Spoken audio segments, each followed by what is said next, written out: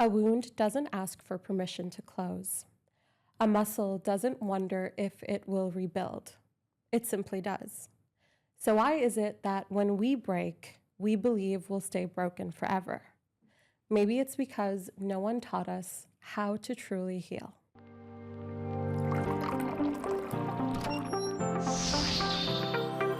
Everything we do is fueled by our desire to learn and grow, because we believe that what we seek is also seeking us. That's so beautiful. Thank you. Why is that? Okay, so I wasn't nervous at all. Now I just got a little bit nervous as we talked about that. So I think healing, when we think of the body, healing generally happens very intuitively. It's not something that we think about. If your arm is broken, you don't actively put effort into thinking, oh my God, I need to heal it. You don't visualize yourself sending healing energy. I think the body intuitively does what it's supposed to do. But if you think about it, when there are infections or things that are extremely severe, that's when we as human beings, we need to intervene. For example, if someone has a really bad bacterial infection, they need to take antibiotics in order to treat it. It's an external source to treat something that is happening internally. And I think psychological healing, I think happens in a similar sense. There are certain things that we intuitively know how to heal from.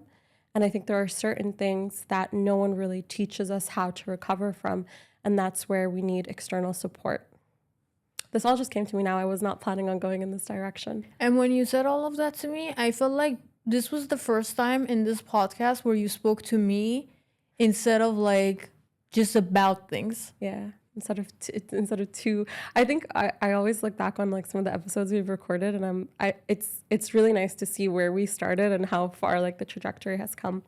But yeah, what do you think of that, and what is your perception? Do you think healing is something that happens to us like intuitively, we know how to do it, and maybe we're inundated with information that tells us otherwise, or do you think it's something that we have to learn? I think your analysis of it is very accurate, because our body does have an immune system. It does have systems that come and are in place in order to fight certain bacteria. We have white blood cells. We are naturally regenerating cells. So when you look at it biologically, we're an autopilot when it comes to healing. When you get a bruise, it heals itself without you even doing anything. But when you break your leg, you do need external support. You need to go to a doctor and they have to help you with it.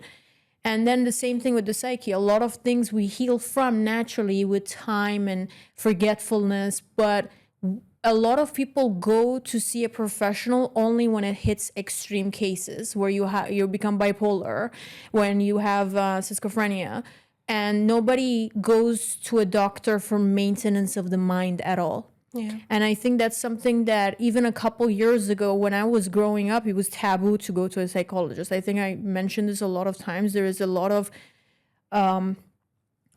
stigma towards like psychology. People think that it's like a loony bin, like going to someone, it means that you're very sick. And I don't think that's the case. And I feel like I like the fact that it's becoming popularized. Yeah. I told you that last time, yeah. Yeah. I think so there's like so many angles and so many different directions we can take this in. But yeah, I fully agree with you. I think the fact that healing is now something that's normalized is obviously something that's amazing, because people are actively working on themselves. In this episode, I think we wanted to dive more into how to actually heal, because in the last episode, we talked about what healing is. And I think for me, I want to touch on certain things like the nervous system a little bit, a lot of different topics. But if I don't know why I'm just like, I feel like I have to ask you this right now. If I say how to heal, if I had to ask you for like an instruction manual, what do you think that process is? I feel like then I'll just go back to the last thing I said last time. I think the ING is very important. It's a journey of self-reflection. For me, healing starts with awareness. And the way I like to give imagery for people to understand this better. And there's a scene in Cinderella #2 where her in-law or her stepmom puts in Cinderella 2, her stepmom puts like magic on her. And she wants her life to fail, and she puts this like magic on her, and it looks like a little crystal ball where the magic is inside. And when Cinderella realizes that the reason why her marriage is failing is because of that magic, as soon as she realizes it, that crystal ball bursts and falls down and breaks.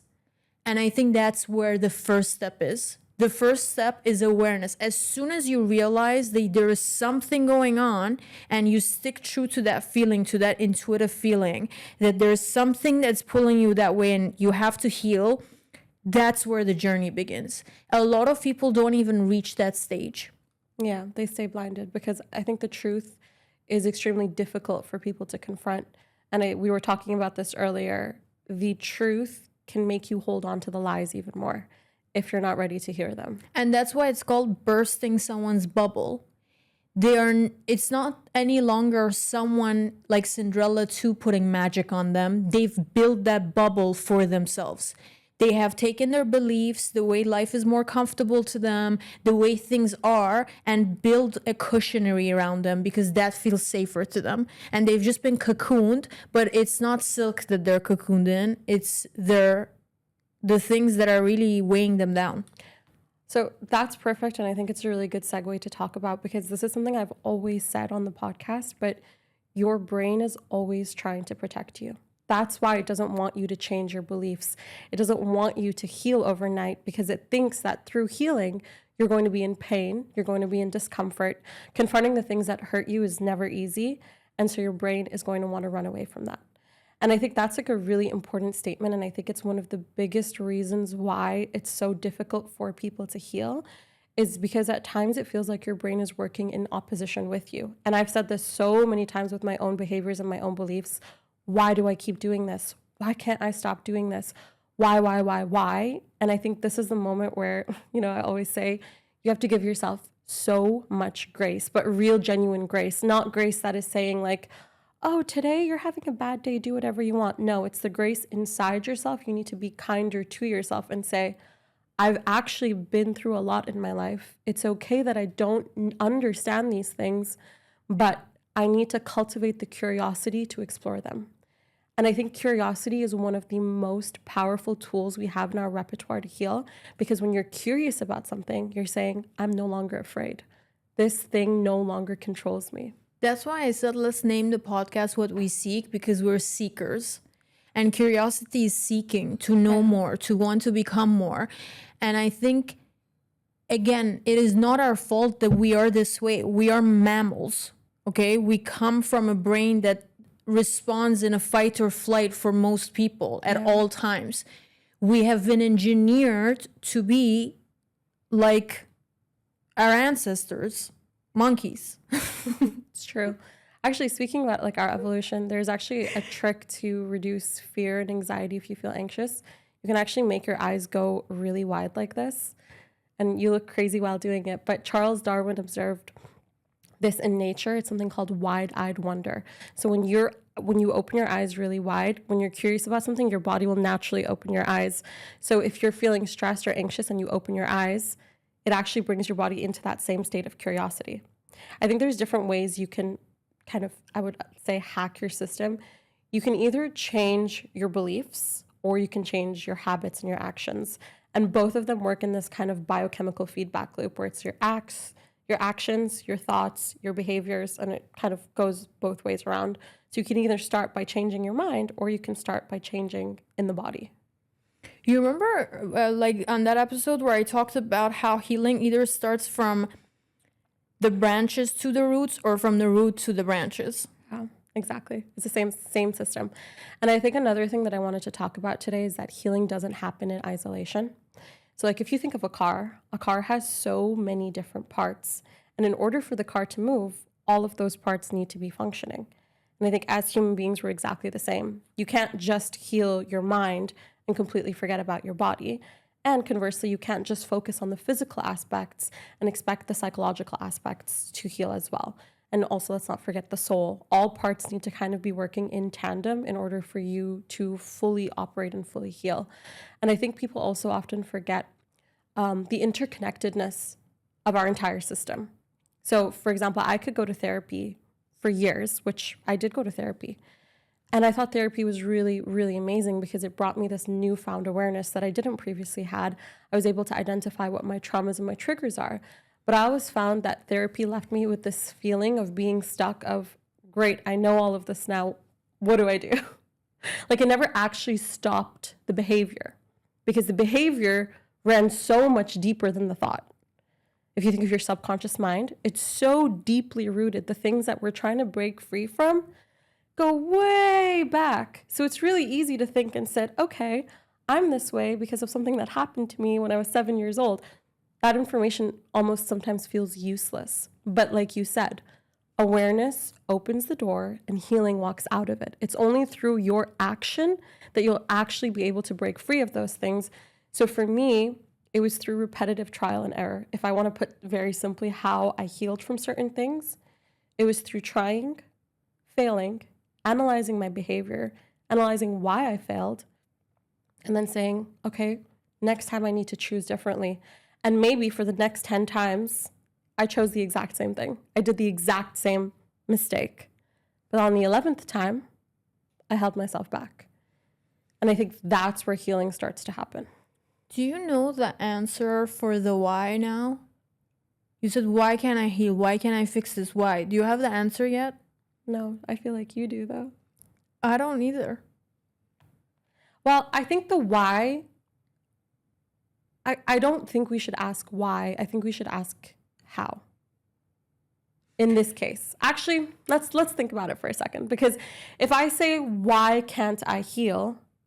Then I'm reinforcing the fact that I cannot heal. That's what my mind is believing. I'm thinking, why can't I?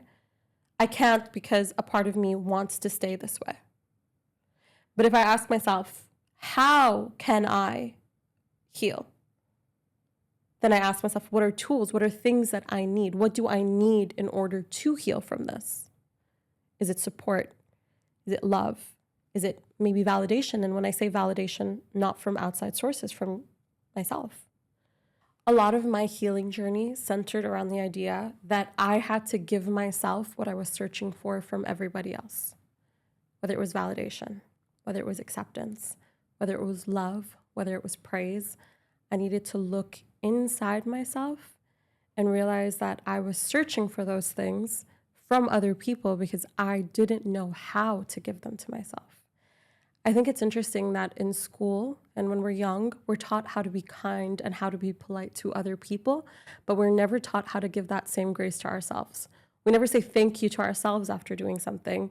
We never say please. We never give ourselves those same pleasantries that we're taught to give to everyone else. And I think for me, a big part of my healing journey was realizing that, okay, everything that I'm looking for from outside of me has to exist within me. And that's something that everyone says, but to this day, it's something that I still struggle with fully understanding how to do. But I'm trying. And that's the part I think that really matters. It's in the moments where I look in the mirror and I'm like, I don't like the way that I look. I actively stop myself and I'm like, no, you're beautiful. And if I can't believe that you're beautiful, I stop at the no and I walk away from the mirror. And actively, that then rewires your mind. I think neuroplasticity is a big part of healing and your brain is capable of change. But if you keep engaging in the same behaviors, you're going to keep getting the same response. So if we are making a diagram of what is necessary to heal, the first step is awareness and the second is action. Sometimes that action has to be a belief that has to be changed. It has to be a mental action.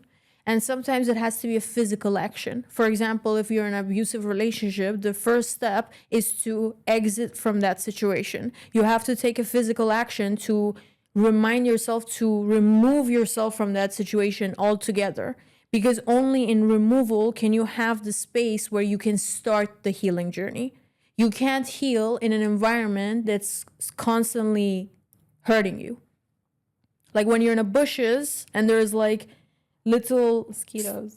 things like roses, you're holding onto a rose and there's like spikes and they're hurting you. You can't stay in that bush. You have to leave, come to the grass area, and then, Disinfect the wounds. Yeah, exactly. That's what they always say. You can't heal in the same place you got hurt. But it's interesting because I always find that whether it was a person, a place, or a thing, I'm someone, we've talked about this a lot. I have an anxious attachment style. And so for me, when someone hurts me, they are the exact place I run to in order to heal. And heal is the wrong word, because what I'm actually doing is I'm running to them for comfort. They caused me the pain, and they also pacify that pain. And it's something that so many of us do, whether it was, in a bad relationship, a toxic relationship, whether people have even like up to abusive family members. A lot of the times we seek healing in the exact place that hurt us because it's familiar. And for those of us that can't heal in the place that hurt us, we recreate our own traumas in an attempt to heal from them. In that book, the body score, keep score, Dr. Bessel van der Kolk talks about this with the rats, with the rat studies. When rats were hurt and abused, they would run back to the place that like gave them cheese and was abusive over and over again, but they got their cheese there. They were familiar with that pattern of the maze. Yeah. I think familiarity is the number one thing that keeps us stuck, and it stops us from changing and growth. Yeah. And I also think, like, for me, for a long time, over the word healing, I actually really love the word growth, because it doesn't remind me of the fact that there's something wrong. It just feels like I'm a tree and I'm growing new branches, and I have to shed the old ones that no longer serve me. So I think that's also a beautiful metaphor that people can use instead of thinking of healing, because I think, or at least for me, sometimes when I overuse the word healing, it makes me feel like I am broken. But it's not that you're broken, it's that you're growing, you're changing, and you're evolving into something that's even more powerful than the version that you had before. So if I had to summarize kind of what we're talking about now, it's that healing isn't just psychological, it's also physiological. So it's not just happening in your mind, it's happening in your body too. And with that, I actually want to segue into the nervous system a little bit. We talked about this a lot on the episode that we did about fear, but I think just to have kind of a summary, just to touch on the nervous system and why it's important here.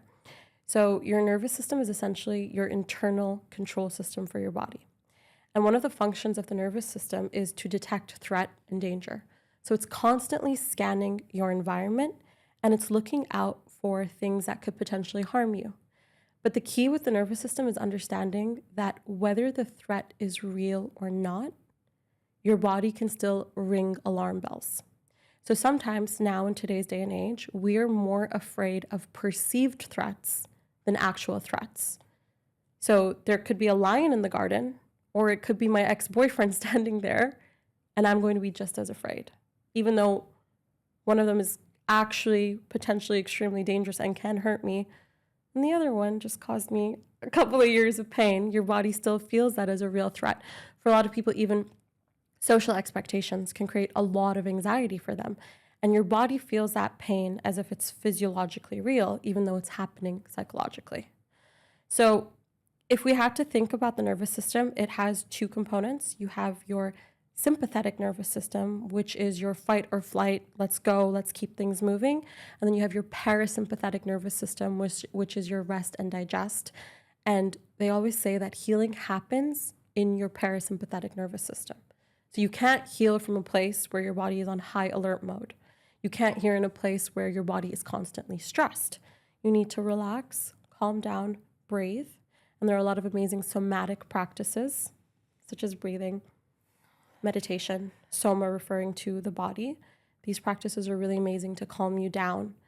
But if I had to say what the key is not to ring the alarm in the first place. So we can use tools to calm ourselves down when we are in a state of panic, but the goal should be for the alarm not to trigger at all.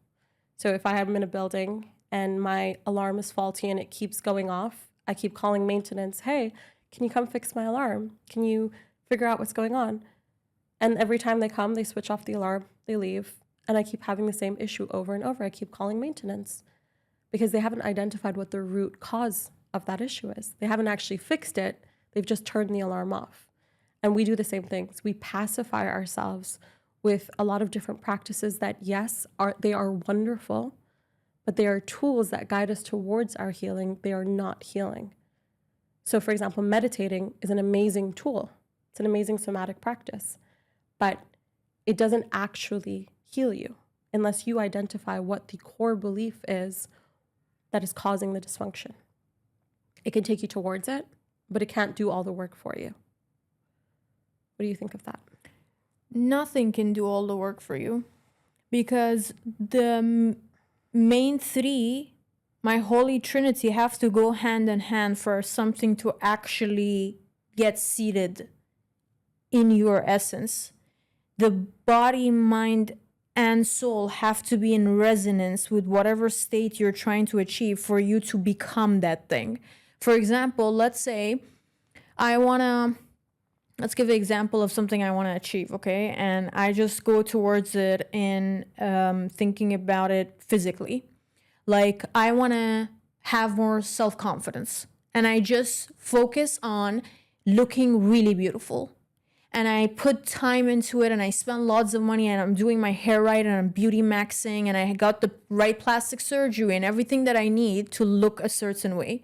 You see a lot of girls who have that, and you look at them and you're like, this girl is so beautiful. Why would she act insecure? Why would she be a pick-me? She looks like everything that one is supposed to look like, because it's only been done in one of those major...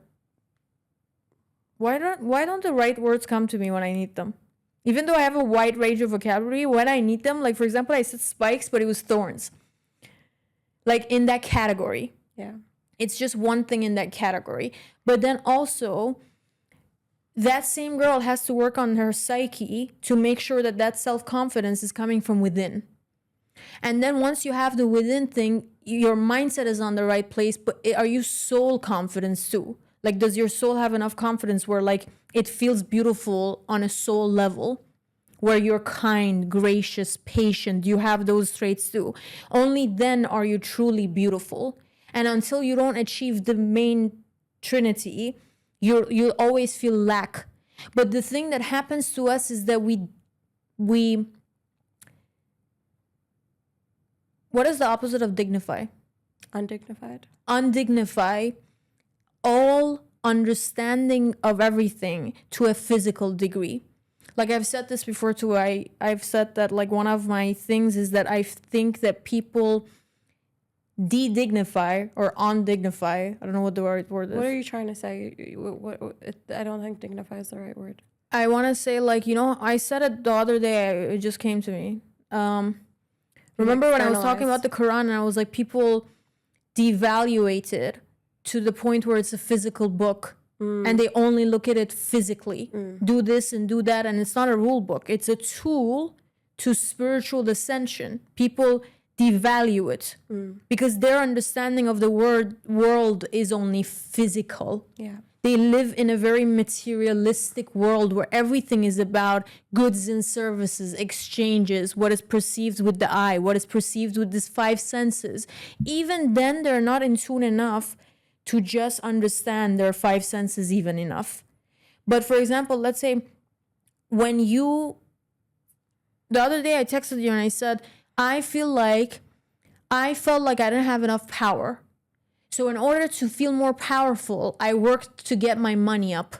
And I thought money is going to give me that power. But that power had to come from within. So I went on another journey where I had to find my inner power. And now that my mind is stable enough, I need to find that soul power. Where when I'm sitting in a room as an empath, people's energy no longer moves my inner state of life. That's real power. When you can be in the wrong conversations, in the wrong environment, and not a shred of that negativity even scratches you. That's real power. To be able to conversate with people but never get offended. Don't get bothered about what their opinion is, what their political agenda is, what their way of life is, and you're just an observer where the waves of this ocean are passing you by and you're just floating in your boat. And your boat is stable enough, and you know it is. So you don't need to be valued by their opinion. No longer matters to you. Not from a place of arrogance, but from a place of surrenderance to what it is right now, who you are now. And that's enough. And I feel like when we just look at things, even healing physically, all these tools like meditation and things to do physically help us, but they're all tools, including religion. You can read the Quran 24/7. That doesn't make you a spiritual master. You have to reach self-mastery, and religion could be a good tool, but it's not going to be the whole thing. It's not going to be, and meditation is the same thing. Yeah. It does help immensely. It quiets the mind. It regulates the nervous system. It gives you the right tools. But once you stand up, what does the rest of your day look like? Who are you innately? When the meditation is over, do you then stand up and go and, speak poorly to some people? Do you gossip? Do you engage in, when you open your Instagram, are you constantly comparing your lifestyle with others? Obviously, your nervous system will deregulate itself when you're constantly in that, So it can't, obviously, nothing on its own is enough. That's why we live in this world of pantheism where everything is adding value to something else. Even the solar system, the sun by itself has no meaning. It's just another star. It's the planets around it, and then the lifestyle within the planets, the elements. It's just so many things are in unison, adding value to us as well. I think my question for you, and something that I haven't accomplished, is that for me, I feel like one of the things that I feel is that we're so interconnected, and we live in a world where I constantly feel like there is a wave of energy that moves with the crowd. Even though I'm someone who lives in isolation and I'm not affected by the crowd, but sometimes I feel like the masses, like millions of people, suddenly feel some way. And I start feeling it too. Like, remember when with COVID happened and we all went in this self-loving journey? It was a wave of energy, a new understanding of how life should be lived, a new awareness that we all at the same time resonated with. Healing is one of those things. We are moving. A lot of people think of time as like a linear thing. And I feel like as we're moving towards, like, in the planets, because the sun is like shooting through the Milky Way, and as we're going, I feel like there's waves of energy that we don't notice that like hit us, and maybe people would explain it with like astrology or whatever. It's like a pattern. It's like a wave of energy, and I feel like healing hit us. We're all healing. The planet is healing. Everything is healing, and because of that wave, I feel like what's so difficult for me is that because everything is so interconnected, how do I detach enough to heal? Because healing is if you actually want to heal, it's a very hermit, lonely. No, you don't think so? I fully disagree, because what you just said is in exact opposition to the statement you said earlier. Everything happens through interconnectedness and everything exists in unison. So if the world was not created in isolation, why am I expected to heal in isolation? There's a very fine distinction between what you're speaking about. The issue is that people externalize internal issues. So they think they're healing, but what they're actually doing is externalizing their trauma. They are saying, I was hurt, that's why I'm like this. I was XYZ, this is why I am who I am today. They use their pain and their trauma and their suffering as a justification for their ill behavior. That is not the same as healing. That is awareness without cause. That is awareness without action, because you're fully aware of something, but you're not actively trying to do anything about it. And I think, honestly, that is the worst type of person there is. I apologize to anyone who hears this and is like that, but it really is the worst type of person that is, because they're saying, they're aware of everything that they've been through, but instead of looking within themselves and saying, how can I get better and how can I use this to propel myself forward, they're using it as an excuse for their lives being wrong or everything being a mishap in their situation. So it's like you can either use your pain and your suffering as a tool to help you grow, or you can use it as justification for why your life is stuck. And a lot of people do the latter. And I think the thing with you of saying that, for example, you feel like you have to heal in isolation, that just comes from the fact that you, throughout your life, have been on a healing journey, but you felt like you've had to do it alone because the people around you were not ready to heal. So you've done it by yourself. So now it has created a belief system that in order to heal, I have to be on my own. But I think the real testament to whether you've healed or not, the real testament to whether you've healed or not is whether you can be around other people without those wounds triggering you in the same way. Because if I'm in Fiji, in an island, away from everyone that has ever caused me pain, then I'm going to be great. I'm going to feel great. But what about when I go back to the city? What about when I go back to the people that hurt me? Can I confront those people and still show up for myself? I want to Google this book. You've actually have that beautiful metaphor about the Iranian saying that you talk about the two brothers, one that was in a mountain. I was going to say, should I say a story about that? Yeah. I forgot what the name of the book is, but I think it's The Enlightenment and Revolution by Olympie de Gouges. I don't know what her name is. But basically, there is this book, and she's talking about, because to the French, freedom is very important. Because for years, they've had to fight for that freedom, whether it was freedom from state. And the French really care about freedom. And she wrote, and they were one of the first countries that like started with women and freedom. And she wrote this book, and she said, when women were fighting against everything that was happening to them, one of the first people that stood in their way is other women who were oppressed. And healing is the same thing. When you start this journey of healing, people in oppression, people who are jailed in their thoughts, in their bubble, don't want to see you leave it either. And they try to hold you down. And I think that you're right in your understanding of my journey being alone. I'm not saying that I want to keep doing that in isolation, but I feel like a lot of times when I look around me, I have not seen a single person who's reached a self-mastery level where they're healed. And everywhere I look, I see that I'm attracting or I'm surrounded by other people who are in some way unhealed. And their wounds trigger me to go back to my old patterns. And we talked about this in the car coming here.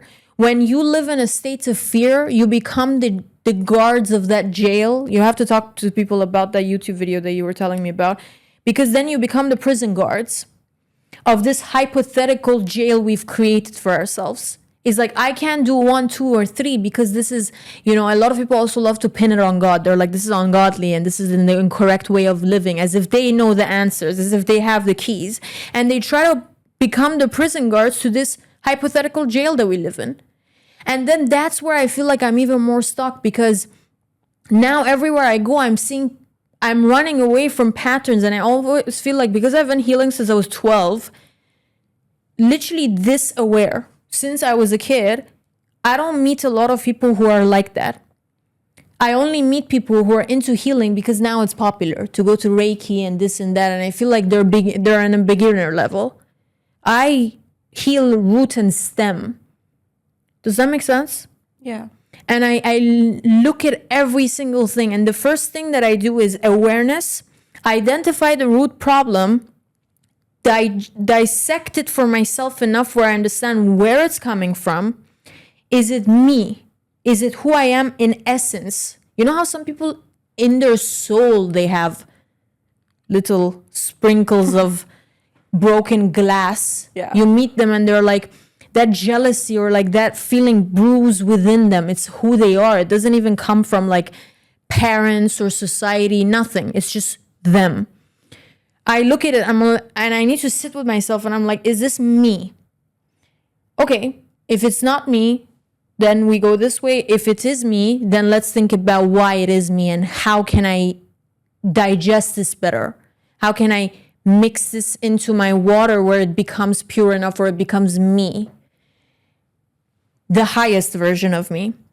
Or is it a childhood pattern? Did I get this from society? I literally made a diagram that I have on my Excel sheet where I've written all the things that I want to work on and then diagnosed myself of whether this comes from society, whether it comes from childhood, whether it comes from parent, or if it's an ancestral thing. Sometimes it's like a pattern of behavior that people don't even know where it's coming from. And I was talking to my mom the other day. In Farsi, people lie a lot. I've noticed that because I'm Duolingo, like, is that the right word, Duolingo? I speak 2 languages. In English, people think I'm a very honest person. They think I'm very forward thinking and I say what I want and I'm known for my honesty and being direct. But in Farsi, I'm a liar. And I noticed that it's because the culture asks for that type of behavior. And a lot of this, again, goes back to religion because it has this level of pretentiousness where you hide things. And if you hide it well enough, and if you put on a persona, people will perceive the persona and not the real you. And that becomes a self-defense mechanism to hide your dishonesty or bad acts under the carpet. Now you're sitting here, the house looks good, everything looks good, but inside, you don't feel that good. And I gave that example when we were talking in our 3rd podcast about how me and you look very beautiful, but then when we're sitting at home, we have stained shirts that we live with. And that's me and you physically. That example was how our culture raised us. In front of people, put on a persona where you look godly, where you look like a very good representation. You're a woman that's marryable. But then behind closed doors, do as you wish. People fight, they pull hair, they gossip about one another. We come from a lot of like pretentiousness, things like that, you know? So I diagnose all of this stuff and then I treat each wound the way it needs to be healed. You can't just, meditation is not for my childhood patterns. Meditation is not for my ancestral trauma. I literally told my mom, I'm like, you know how like in Farsi, like in English, if I say, hey, where is this? Do we have tea at home? And the answer is either yes, we do, or no, we don't. In Farsi, it's like, can't you see it it's right there. It's like, what, why? Okay, like I can't see it. I'm just asking you, like to make conversation, you know? Or it's like, open your eyes. That's not answer. And why is it so like aggressive and harsh and sarcastic? It's like things people say to one another. So again, it's like the culture. It's the way they're speaking. It comes from thousands of years, from Arab colonization. It comes from being attacked from red light, left, right, red light. What did I say? You get what I mean? I do get what you mean. I feel like you said so much that I kind of want to touch on, and all of it is, yeah, very, very true. The reason why I said so much is because I don't know the answer. I haven't reached it. So I'm doing the dissecting part. So I've become aware. I took action for it, which is getting the right tools in my toolbox. Looking into psychology, looking into neurology, looking into podcasts, other people with the same experiences, books that are self-healing, meditation, spirituality, religion even. These are all my tools. But then it's also, you need to also find the root cause to be able to do all of that. And then when you are aware of the cause and the root cause, you need to see which one of these tools in your toolbox can fix that problem. And then the next step is, this is the part where I'm stuck on. It's like, okay, you change some things. You know when you diet, you hit a plateau.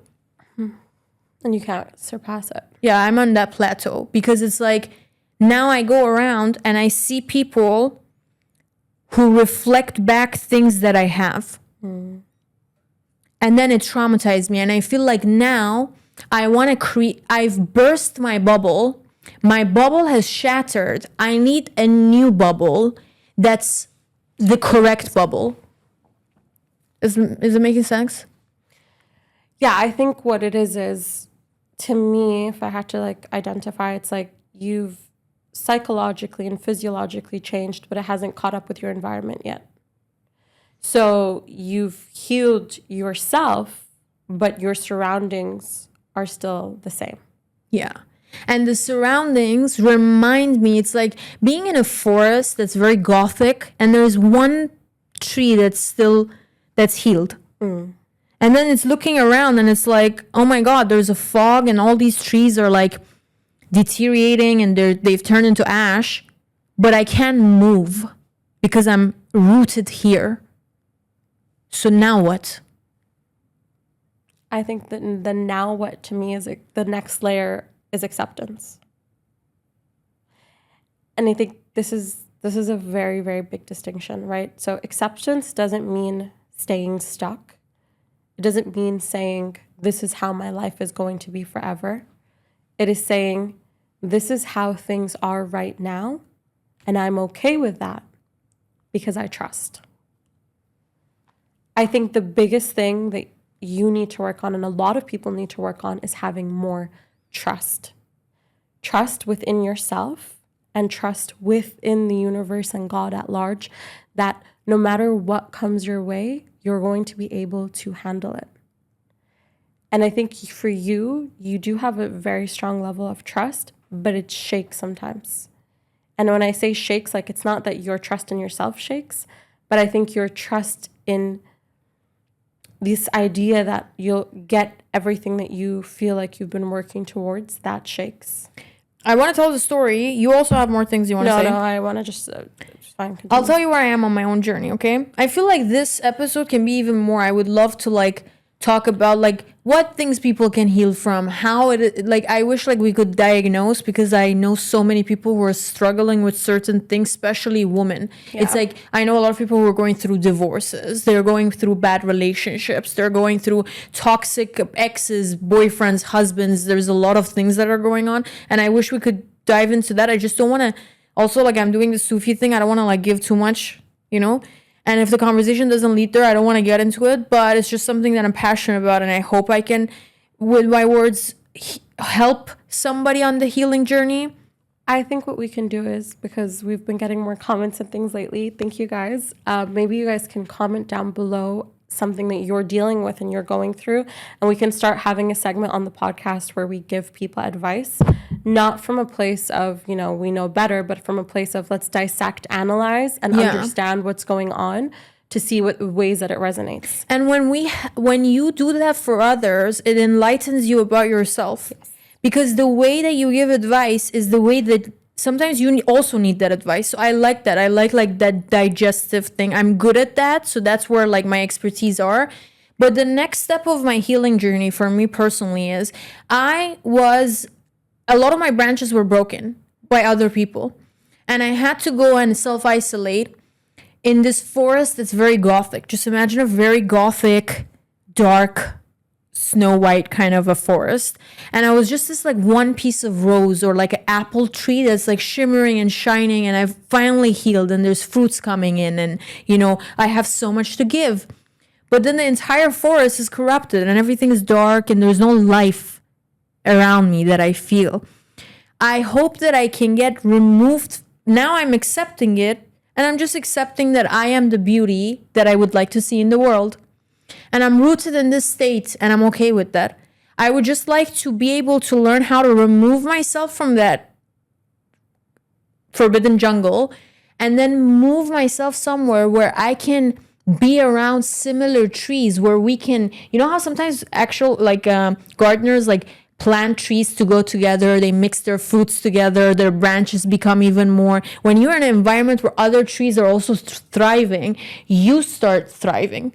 Yeah, but also the way I think about it, because you're a tree, trees don't necessarily uproot themselves. Maybe the answer is that different trees need to sprout where you are, and then the forest heals simultaneously.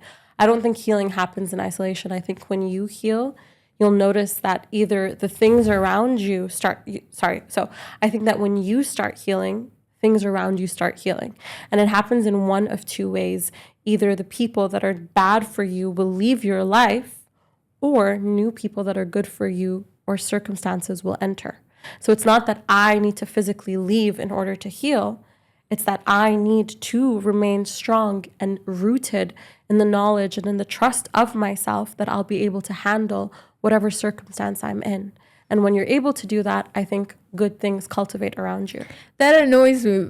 Even though I know it's like maybe good for me to hear, what annoys you, you should try to like go towards. Yeah. But I feel like that annoys me because when I was the nice tree, I would like talk to the other trees that were like rotten, and I would be like, but you can change this, and you can. That's wrong. And I would try to like heal them too, and they wanted to. I just want to leave them behind. That's not what I said. I didn't say that you have to heal the. I know I was doing that because I was like, that's look, wrong. you can heal, you can become better, you can free of yourself of this and that, and they didn't want to. They were stuck in their ways. So I know now that that's wrong, but it's like, okay, I'm lonely because I'm the only tree there. Again, you will attract. So other trees will start to sprout and other beautiful things will grow around you. But it's like, you know how you always tell me that I need to water myself first? It's the same thing. You're watering yourself so much that water is now spilling over and other trees and flowers and things are going to start sprouting around you. When you fully heal on the inside, I think your circumstances around you start reflecting that. And it's not to say that bad things won't happen here or there won't be hurtful moments. There will be, but you'll be able to handle them better because you are so deeply rooted in yourself and in that trust. So there's for those of you that want a really simple guide to nervous system healing, because I know nervous system is a really hot topic right now, but your nervous system, like we said earlier, it's a control center of your body, and it's a big reason why people often feel dysregulated. And so in order to heal, like we said, it has to be your mind and your body. So there's an amazing video by YouTuber Jill Gurian, and it's actually, she breaks down how to kind of heal your nervous system. She goes in depth into what the nervous system is and different ways to heal. So I'm going to actually ask the video editor this time to put the link to the video, but she broke it down in like 5 easy steps. And I think this is something that's also interesting. So interestingly, a lot of the things that you say, so I've taken theta healing. For those that don't know what theta healing is, it's kind of, I would say, like a spiritual practice that mixes psychology, energy work, and a lot of like different healing practices into one framework that allows you to dig into what your limiting beliefs are and then change those beliefs. So a lot of the things that you say, even though you've never taken theta healing, are tools that they teach you in theta healing. So they do something called digging, which is like you find a limiting belief. You look into what's causing that belief. Like you said, is it generational? Is it happening on my soul level? Where is the belief stemming from? And then you change that belief. So I think the first thing, as we said, awareness is really important. So you have to identify what the unsafe belief is. So, okay, let's say I'm afraid of cats. A fear of cats is the top layer of my fear. The root is actually something so much deeper. If you actually sit and think okay, I'm afraid of cats. When was I first afraid of cats? What was going on in my life when I developed this fear? How old was I when it happened? And you keep digging, maybe you'll realize that, okay, I'm afraid of cats because I got attacked by a cat right around the same time that my little brother was born, and my brother took all the attention away from me. So that fear of cats on the surface just seems like I'm afraid of cats, but really what you're afraid of is not being seen, and the cat is a manifestation of that fear. I don't know if this makes sense because it's very layered, but a lot of the times the things we're afraid of are just the ice sticking out of the iceberg. They're not the real thing that's actually causing us that fear. So you need to identify what that real trigger is by digging and asking yourself questions. And once you identify what that belief is, you need to take an action that challenges it. So if you're afraid of cats and it's something physical, great. You need to slowly expose yourself to cats. But if your fear and the thing you're trying to heal from is, let's say, being abandoned, then your mind goes like, okay, but how am I supposed to get over my fear of abandonment? Well, what is that connected to? It's connected to relationships with other people. So you need to actively put yourself in a situation where you have the potential to be abandoned, but you have the discernment to choose a person who is not going to abandon you. And you have the trust in yourself to know that even if you are abandoned, you're not going to be alone because you have yourself. Now, this is like, it's super nuanced, it's super layered, but the idea is you identify the unsafe belief, you take a tiny opposite action. So, okay, I'm afraid of dating and relationships. You actively try to date. And you don't push yourself too hard. This is a mistake that people often make. Like if I have a fear of abandonment, then I'm not going to dive into a really long relationship that is overwhelming and, where I'm madly in love with someone, because that might trigger that fear even more. But what I could say is like, okay, maybe I can try going on casual dates, because that's a tiny opposite action, but it's unlocking something. I'm actually putting myself out there. That's what I'm kind of doing right now. Yeah. And then you can follow me on my TikTok to see how my dating journey is going. Yeah. And then you have to notice the evidence. So now your brain actually has information like, okay, actually, I went on a couple of dates. I'm completely fine. Great. Now you could take it to the next step. Mm-hmm. The next step would be like, for example, a relationship. And then you keep going from there. I think the big mistake that we do when we're trying to heal is we do an all or nothing approach. I don't know if this is something that other people do, but it's something that I have really struggled with. I do it with everything, not just healing, but even with working out or, being a content creator. I'm either like, okay, I'm going to do every single thing perfectly, or I'm going to do nothing at all. I think the sweet spot is realizing that you can take small actions, and doing something is always better than doing nothing. So that's it. I would like to say something about what you said, but I can't give my opinion unless you ask me. No, okay, I will tell you. And the last thing I want to say is like repetition is recognition in the mind. So anything you do repeatedly, you're firing those neurons together and you're reinforcing that behavior, whether it's something good or something bad. So if you want to stop doing the things that are bad for you, you have to stop doing them. And if you want to cultivate new practices, you just keep repeatedly doing them even when they're uncomfortable and you don't want to. So tell me your opinion. By the way, I'm doing this like Sufi thing where I'm practicing not giving my opinion unless I'm asked. So about everything. So that's why I told her to ask me. I know it's cheating, but still. So this is what I think. I think a lot of people also heal and want to know the way looking at other people's maps. Mm. But for me, the map is my inner voice. No matter what people tell you, you always know better. You were just taught to not trust that inner voice. Some people mistake that inner voice with hormones. Some people mistake it with their own thoughts, desires. It's none of those things. It's an inner calling. It's an inner knowing. You just know. For example, I am now starting to date. I know relationship is gonna come. It's something that I have to work on. It's gonna be a journey. But sometimes your mind might trick you and be like, no, I think I'm good. Even when I gave this tree example, I realized by talking to you that I'm not the tree that I'm picturing in my mind where it's all healed. Yes, a couple branches are healed. There might be fruits, but I'm not the tree I'm talking about. Because that tree that I envision in my mind that's so glorious, is, if I was that, I would do exactly what you were saying. So, yeah, it makes it so much more difficult when everywhere you look, you have no examples of what a healed tree even looks like. You have nothing to inspire you to even go forward sometimes. You look around you, everyone has been through a divorce. No one is in a healthy relationship. People who are in a healthy relationship, you look at for a while and you're like, no, they have a couple things missing and it looks like it's not for me. And there is no examples that we have or role models anywhere. Not a single one of us. Even if you look at someone, it's because you don't know everything about them. Because when you look deep enough, you realize they're not even where they have more potentials. And I think that idol for yourself is you, but your higher self, or the possibility of who you can possibly one day become.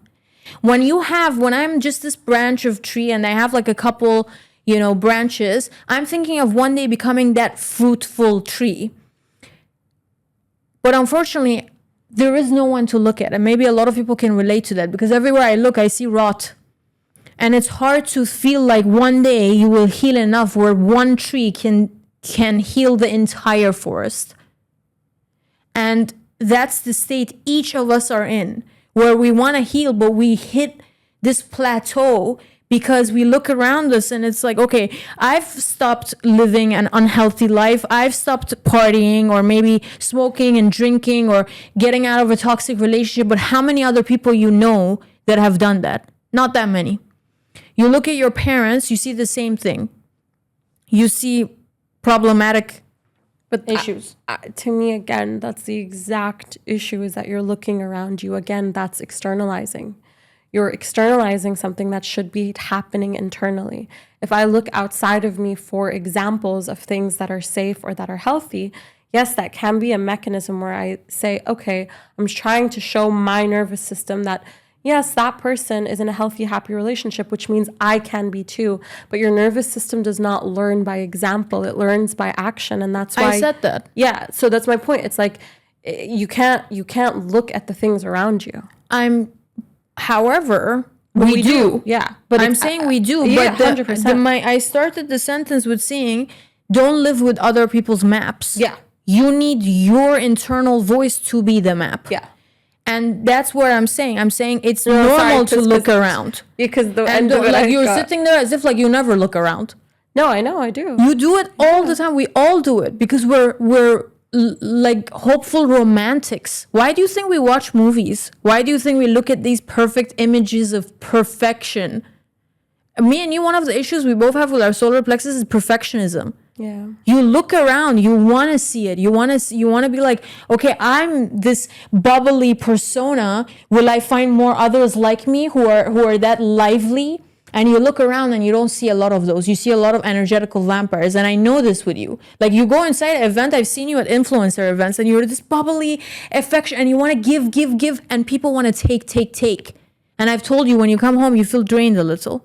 That happens with a lot of people. Why do you think that is? Because that tree inside is looking around to try to heal the entire forest. Why are we doing the podcast? Because we're hoping that we can heal that forest. Yeah. And every single one of us feels that way. We think that the entire forest is corrupt, but we're not.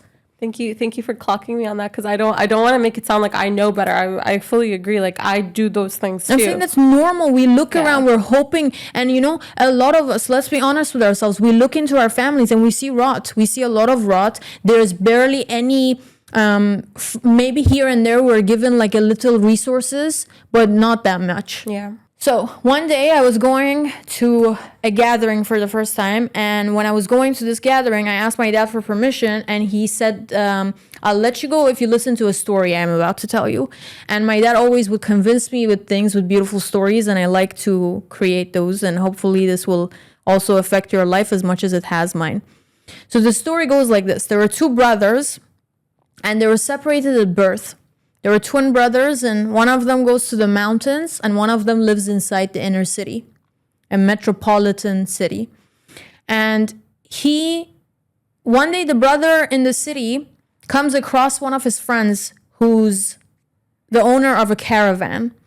And the caravan leader comes to him and says, hey, I'm passing by this mountain to go to this city, and I'm going to go and visit that mountain I've heard a lot of things about.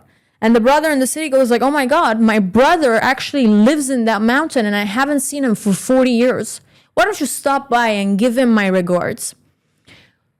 The caravan leader accepts. He goes on this journey. Before he reaches the city, he stops by this mountain, travels up the mountain, finds the brother, and gives him the message of his brother. The brother in the mountain says, thank you for coming here. And on your way back, why don't you come here? I have a gift that I would like to give my brother. And it would mean a lot to me if you could take this gift back to him. So the brother in the mountain and the caravan leader meet again on his way back. And the brother in the mountain, he tells the caravan leader, he says, after years of worshiping God, God has finally blessed me with some supernatural, spiritual gifts. And I want to give you a souvenir you can take to my brother so I can show him the level that I've reached with worship. And he takes his little stiv. He takes like a rice stiv. You know those like pots of metal with holes in them? And he takes it, he puts it inside the well of water. He brings it up. The water does not fall from the holes. It just remains in there. And he gives it to the caravan leader. And the caravan leader starts looking at the stiv and he's like, why isn't the water falling down? He said, exactly. That's the level of spirituality that I've reached. Take this to my brother and let him know that. The caravan leader goes back to the city. He meets with the brother in the city. And the brother is amazed by the fact that his brother in these caves has reached a level of godliness that is beyond anything he can imagine. So he takes the stiff and he has this like little gold shop in the city and he puts it at the head of his store. So every time anybody walks by, they look at the stiff, they're like, is that thing full of holes, but there's water in it? How is it there? And it becomes a talk of town and his business starts booming. One day, the caravan leader comes by the shop and he says, hey, I'm going by to that city again. And I would like to, if you want, I can give your message to your brother again. And he says, yeah, I would love for you to give him a message from me, which is, I also, after 40 years of prayer, have reached a level of spirituality. And he takes a cotton pad from his gold shop, he puts it in the fire, and he takes it out and puts it in the palm of the caravan leader. And the cotton ball is burning, but it doesn't disappear. It just keeps like a burning flame. It just stays there. And it doesn't burn the palm of his hands. And he's looking at the cotton ball and he's like, take this to my brother. And obviously this guy's freaked out by both brothers. He takes the little cotton ball to his brother. The brother in the mountain is amazed by the fact that his brother in the city has reached that same level of spirituality where he can work wonders. And he says, you know what? When you're going back to the city, I would like to actually come meet my brother. I can't believe that after 40 years, we've reached the same level of spirituality. How is that possible? And I don't feel alone anymore. I don't feel like I should be isolated. I want to meet my brother. So after 40 years, they finally meet. The brother in the city tells him, why don't you stay in the city and we can stay in the state of worship and prayer or whatever meditations we do together? Why do you have to go live in a mountain by yourself? I have married and I have kids now and I have a little gold shop. We can work there together. So they start working together and obviously they're very happy. Months go by. One day the brother from the mountains is working in this gold shop and he's behind this, the display area, and this woman starts walking inside the shop and he sees her from the glass windows and he starts praying. He's like, God, after 40 years, don't let this be my downfall. Don't let this be my downfall. Astaghfirullah, astaghfirullah. And he's like just talking to God. The woman comes by and comes directly to him. And she says, oh, hi, can I have that piece of gold? And as soon as he hears the voice of a woman that he's very attracted to, he starts praying even harder. He's like, please, God, please, after 4 years, don't let this be my moment of downfall. And then he takes a ring that she's asked for and he hands it to her. And when she's grabbing it from him, their hands touch. As soon as their hands touch, the water from the sieve falls to the floor. And my father told me, he said, if I tell you not to go to gatherings and you stay a good, innocent girl, it means nothing to me. Because worship in a state of isolation is nothing. You've reached the level of innocence, but only because I've isolated you. But I want you to go to these places where there's smoke and there's alcohol. And if you see all that and still say no to it, only then does it count. So I feel like the story of the brothers is exactly that. If you heal in a place of isolation, are you really healing? Yeah. But when you're surrounded by people who are toxic, who are constantly affecting you, saying bad things to you, and you still have this new bubble of protection around you where nothing shakes your inner state, only then does it really count. Amen to that. I fully agree. Okay, wait, let's just end with a question and we're done. Okay. I would like to end this episode by reminding you that just because you're healing, that does not mean you are broken. It simply means you're becoming stronger. When we go to the gym, our muscles tear and rebuild stronger than they were before. And your heart is a muscle too. And every time it breaks, it's actually getting stronger. So as always, we end the episode with a question. Do you have a question for the audience today instead of me? If you were that tree, what's next? Perfect. But as always, it isn't about having the perfect answer. It's about wondering, reaching, and remembering that what we seek is also seeking us. Thank you all. Okay.